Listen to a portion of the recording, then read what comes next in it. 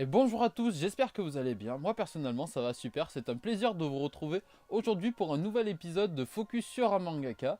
Donc cette semaine, à l'occasion de la sortie du tome 40 de Berserk et de la sortie du roman Berserk, le chevalier du dragon de feu, nous allons parler de Kentaro Miura, donc l'auteur de ce chef-d'œuvre qui est Berserk. Tout le monde ne sera peut-être pas d'accord sur le fait que c'est un chef-d'œuvre, toujours est-il que pour moi ça l'est et que pour bon nombre de personnes ça l'est aussi, donc on va s'arrêter là-dessus. Donc Miura est né le 11 juillet 1966, il a actuellement 52 ans, il va pas tarder à avoir les 53 du coup, à Chiba au Japon. Il débute sa carrière en 1985 avec les séries Futanabi et Nao.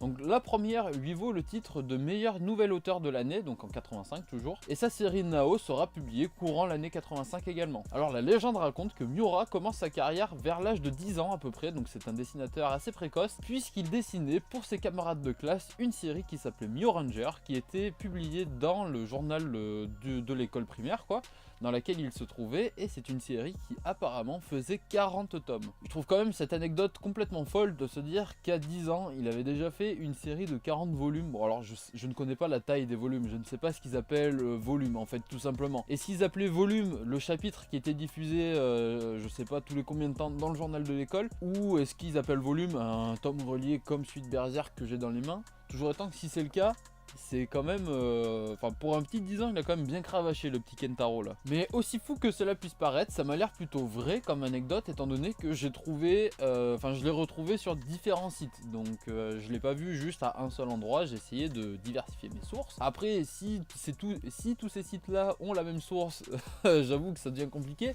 Mais toujours étant que ils sont plusieurs à l'avoir dit, donc on peut partir du postulat que c'est une histoire vraie quand même. Donc né d'un père dessinateur de storyboard publicitaire et d'une mère professeure d'art plastique, forcément, le petit Kentaro, je vais l'appeler comme ça, c'est mon petit pote, le petit Kentaro était dès son plus jeune âge en fait plongé dans le dessin et dans la création. En soi du coup ce n'est pas franchement étonnant qu'il ait réalisé un manga si tôt, même si 10 ans ça reste très précoce pour faire 40 tomes. Hein. Donc on avait dit qu'en 85 il a déjà publié 2 premières séries. En 1988 il reçoit le prix de l'école Komi Manga pour son prototype de Berserk, donc ça s'appelait Berserk Prototype.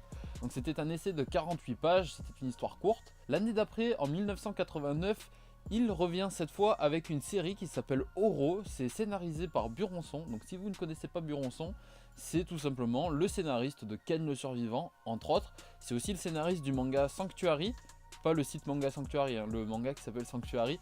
Petit jeu de mots, pardon. Pardonnez-moi, c'était... fallait que je la fasse. Je conçois que ça ne soit pas drôle, hein, y a pas de problème là-dessus. L'année suivante, donc en 1990, il continue sa collaboration avec Buronson, toujours au scénariste, et Kentaro Miura, toujours au dessin, pour réaliser la suite de Oro, qui s'appelle cette fois Oroden. 1990, c'est également l'année de la création du manga de Kentaro Miura que vous connaissez tous, le manga qui a fait connaître Kentaro Miura, le manga qui a élevé, si je puis dire, Kentaro Miura au rang de maître incontesté du manga, à savoir Berserk. Je sais que je le sauce un peu, mais selon moi, il mérite d'être saucé à sa juste valeur quand même. Cependant, au début, le succès de Berserk n'est pas réellement au rendez-vous, ça marche pas super fort, c'est un succès d'estime, comme on appelle ça, c'est seulement en 1992, avec le début de l'arc Âge d'Or, que le manga Berserk, enfin que la popularité du manga Berserk va tout simplement décoller. C'est sans rappeler du coup un autre manga de la même génération, qui a débuté en demi-teinte avant de complètement exploser à la suite d'un tournoi, je parle bien sûr de Dragon Ball. Est-ce qu'il y a un lien entre les deux mangas? Non.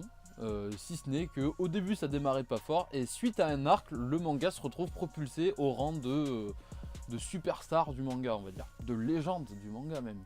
Le succès de Berserk est tel que la série est adaptée en animé, donc en 1997. Ensuite, en 2000, on voit l'apparition d'un premier jeu. Ce premier jeu est sorti sur Dreamcast et s'appelle Sword of the Berserk Guts Rage.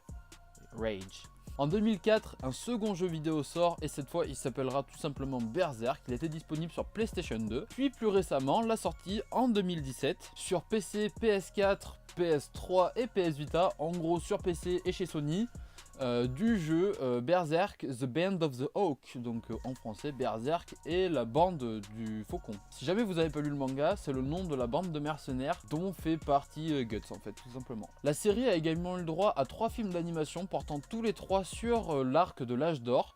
Les films sont sortis entre 2010 et 2013 si je ne dis pas de bêtises. C'est vrai que je n'en ai pas parlé avant, mais on va revenir un petit peu en arrière dans la chronologie, puisqu'en 2002, Kentaro Miura est arrivé second pour le prix Osamu Tezuka, qui a été décerné cette année-là à un mangaka que vous connaissez certainement, puisque je vous en ai déjà parlé pour un autre manga.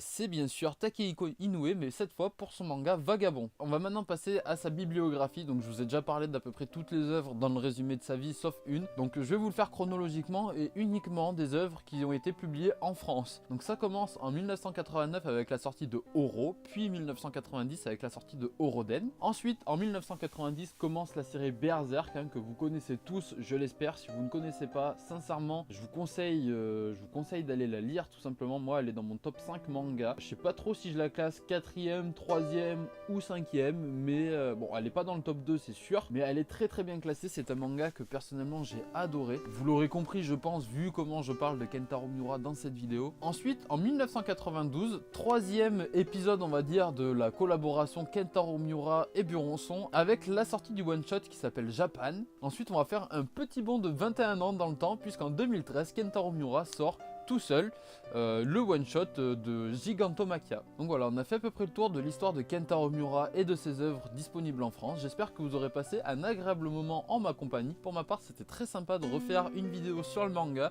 qui plus est sur Berserk. J'ai quand même choisi quelque chose que je maîtrisais à peu près. Donc voilà, faites-moi vos retours dans les commentaires. Si toi aussi, comme moi, tu espères un jour avoir la fin de Berserk, puisque ça paraît assez compromettant, l'auteur, Kentaro Miura, a avoué que c'était sa priorité actuellement d'arriver à finir son histoire, étant donné son âge vieillissant et que sa condition lui permet plus de dessiner autant qu'avant. Je remercie bien sûr la librairie Bulle de Papier de m'avoir laissé filmer dans ses locaux encore une fois. Donc n'hésitez pas à aller les follow sur leurs différents réseaux sociaux, je vous mettrai tous les liens dans la description. Je vous dis à très vite dans une prochaine vidéo, prenez soin de vous, ciao ciao.